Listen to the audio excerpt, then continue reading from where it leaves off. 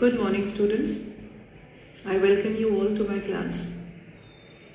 Let us begin the play with a detailed summary of all the acts of the tragic history of Dr. Faustus, written by Christopher Marlowe.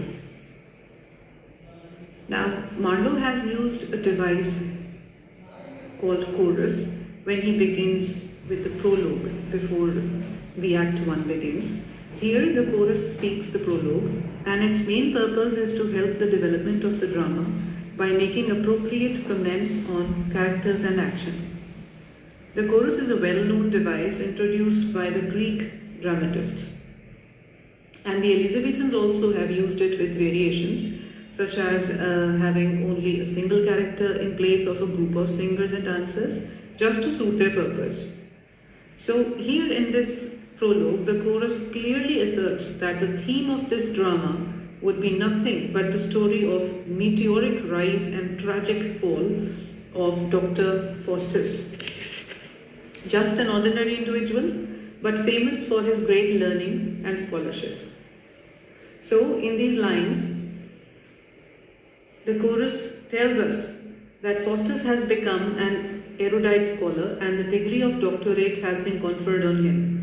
But too much of learning turned his head and he was puffed up with vain pride in his own vast learning and scholarship. His ambition knew no bounds now. He was determined to know all the secrets and mysteries of the universe and to gain control over nature. So, with all his accomplishments and blessings of learning, Faustus fell an easy victim to the lure of unholy necromancy, the art of calling up the spirits of the dead for performing the supernatural feats. So, to explain this, Faustus gives an allusion to the story of Icarus in Greek mythology, which says that Daedalus, the father of Icarus, was imprisoned after incurring the displeasure of Minos, the king of Crete. But he was a great craftsman. So what he did, he made wings made of wax and leather, and with the help of these waxen wings, the father and son both flew away from the prison. That means Icarus and his father, they flew away from the prison. But young and rash Icarus flew too high and too near the sun. The waxen wing, of course, melted. Icarus dropped into the sea and was drowned. So same was the tragic end of Faustus. To learn and practice the black art of magic, he surrendered his soul to the devil and died a miserable death to be doomed to hell forever. So this is the prologue of the play, in which we are introduced to a device called chorus, and chorus clearly tells us the theme of the play, which is about Dr. Faustus and his tragic fall. With this we come to Act 1, Scene 1, in which the scene is Faustus' study. He is sitting in his reading room and speaking to himself, and he has already made a thorough survey of all the branches of knowledge, which he has already thoroughly mastered also. So to say, logic, medicine, law, theology, all come under his scrutiny. But he finds all of them limited in scope, and so discards them all. His final choice is the black art of magic, which fascinates him most. In magic, he finds infinite possibilities. A hard-working student, after gaining mastery over this black art of magic, can derive great pleasure and become all-powerful in this world. So he wants to be all-powerful in this world. In doing so, he bids farewell to theology also, and now he turns his interest towards necromancy, which is the black art of magic. And he's quite sure that a person who is adept in this art of magic becomes as powerful as a mighty god. So he then calls his servant Wagner and asks him to go to his friends Valdis and Cornelius and request them to come and meet him. He considers their advice to be of great help to him to learn this art. And when he's left alone in his study, when Wagner is out to call the two friends, we see that two angels appear here. The good angel and the evil angel appear before him. The former, that is good angel, he strongly advises him to study scriptures, putting aside the cursed book of magic. But on the contrary, the evil angel encourages him to carry on with his studies in the black art, as proficiency in black art of magic will make him as powerful as God on this earth. So, we come to know that after both the angels disappear, or they wane away from there, Faustus is determined to go with the advice of the evil angel. And he is too much inspired to study this art and begins to dream of achieving supernatural powers and performing all the miraculous feats with the spirits of hell at his command. So meanwhile, we find that Valdis and Cornelius have arrived at Faustus' house, and Faustus tells him that he has discarded all other subjects, and now he is all determined to study necromancy. His friends Valdis and Cornelius are very happy to listen to Faustus' decision, and they tell him that their experience combined with Faustus' intelligence will be able to do wonders after acquiring proficiency in this great art.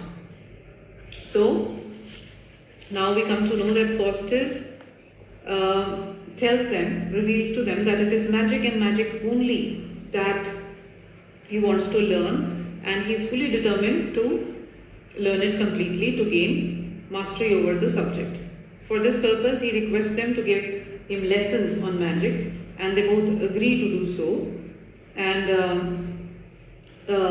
asked by him, they even demonstrate a few magical feats in front of Faustus, and Valdis requests him to retire to some lonely grove that night, during which he can invite spirits of the dead that very night. So Faustus invites both of them to dinner that night, and after dinner he has a plan to call up the spirits of the dead to start with the first lesson of his black art of magic.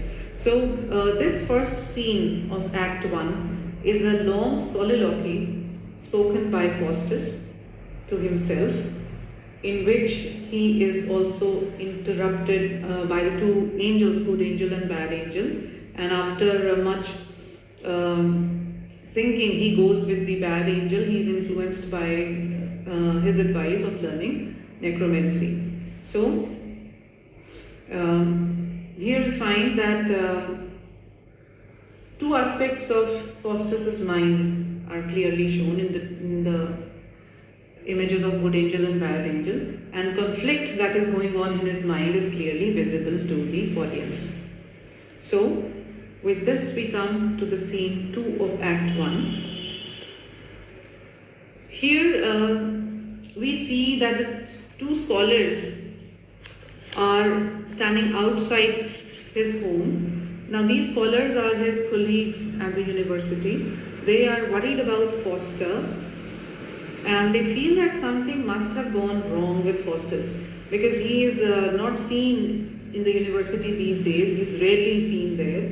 He must be involved in something very fishy. So the two friends ask about his whereabouts, but Wagner, or his servant, he evades the questions and starts jesting with the scholars to befool them for a while, to divert their attention to something else.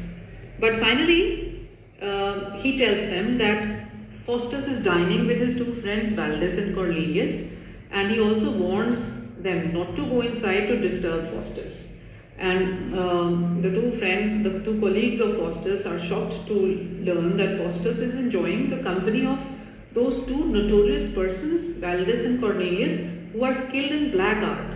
So from this they get a hint that Faustus must be involved in some black art or magic magical feats. And then they decide to inform the rector of the university so that he may do something to bring back Faustus to the right path. Now, this scene 2 of Act 1 is a very small scene, and it does not have much to do with the action of the drama, but it just gives a comic relief for the audience after the very first soliloquy or the tense scene 1 of Act 1. So, we move on to the scene 3 of Act 1. Now, this scene also has Faustus talking to himself, and we know that Faustus had invited his two friends Cornelius and Valdez to dinner, and after dinner he was supposed to practice some magic to call upon the dead spirits. So we see that Faustus has already come to a lonely grove to make his experiments in magic for the first time. And he first of all utters some lines and then draws some figures, and then with a special incarnation he wants to raise the spirit of the dead or the underworld. And what happens next? All of a sudden we see a spirit rising up who is called Mephistopheles, and he is the great lieutenant of the Prince of Hell. Now Mephistopheles appears before Faustus, and his shape is very ugly. He is not at all pleasing to look at. And when Faustus sees him, instantly he dismisses him and asks him to come back in the shape of some monk or Franciscan friar. And Mephistopheles agrees to him and disappears. Now Faustus is shocked and nervous too, and he starts talking to himself. And then, but in his heart, he's happy that his magical words did wonders when Mephistopheles really appeared before him. And Mephistopheles also agreed to Faustus to come in some other shape, to come dressed as a monk or in the shape of a monk. And then Faustus is relieved that he has actually started to learn the black art of magic. And very soon Mephistopheles reappears in the guise of a monk. Faustus now commands him to attend on him and carry out all his orders as long as he lives. But here Mephistopheles tells him that it is not all that easy. He cannot do any such things without the permission of Mephistopheles' master, the prince of the devils. So here we see that both of them have a very long conversation with each other, and Mephistopheles tells him that he has come to Faustus of his own accord, and that the easiest way to call up the spirits of hell is to give up the faith or belief in God and scriptures and pray to only Lucifer, none other than Lucifer. So Faustus tells him that he has already discarded his scriptures and he has already renounced his belief in God. He does not believe in God now. So Mephistopheles is happy to hear that, and he tells him that once upon a time Lucifer was also an archangel, but he was thrown out of the kingdom because of his impertinence and high ambition. And all those who were with Lucifer against God in a rebellion, they all met with the same fate, just like Lucifer. So all of them are now doomed to hell forever. So here we see it's an important part here when Mephistopheles warns Faustus about the consequences of joining Lucifer and renouncing his faith in God. So here we see that he tries his best to show, to give him options. Either you succumb to the evils of Lucifer, or you remain fixed in the belief of God. It's up to you. So now, but Faustus is determined that he will surely go with Lucifer.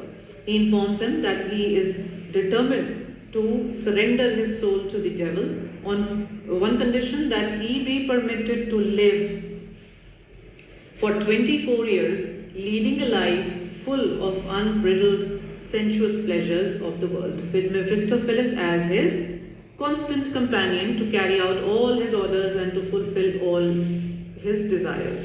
And with this, Mephistopheles tells him that he has to seek permission of Lucifer in this condition, and he seeks Faustus' permission to leave him and go to Lucifer to get the permission. Now, here in this scene, we come to know about the character of Faustus, who is yearning for unlimited power, and pleasure in learning expresses the true spirit of Renaissance, which is embedded in Faustus as a character also. So, with this, we come to this fourth scene and the last scene of Act 1. This is a very small scene and is not at all important in terms of the action of the play, but still, here we see that it takes place in a street where Faustus' servant Wagner is there, and he meets a clown on the street. The rustic or the clown first gets offended when Wagner calls him a boy, but then Wagner expresses his desire to take him into service by offering him some coins. The clown starts usual jokes and holds back now. So Wagner tries to scare the boy or the clown by raising two devils. Now we see that Wagner also can raise the spirits out of the dead. Not only Faustus, because Wagner also is accompanying Faustus in those feats. So he also tries his hand at raising the two deads, and these two devils are Ballio and Belcher. So they appear in front of them, and the clown is terrified by seeing them, and these two devils, they agree to serve Wagner, provided that Wagner teaches, the clown agrees to serve Wagner forever on one condition, that if Wagner agrees to teach him the art of calling up the spirits of the dead. So first of all, it was Faustus who called up the spirit of the dead, and then we see that his servant Wagner has also called up two spirits, Ballio and Belcher, who are dead. And now the clown who meets Wagner, he also wants to learn the same art of magic of calling the dead spirits, and he agrees to serve Wagner forever if he becomes his teacher. So this was the last scene of first act. With this, we will stop the first lecture, and then in the next lecture I will deal with the Act 2 and all its scenes. Thank you.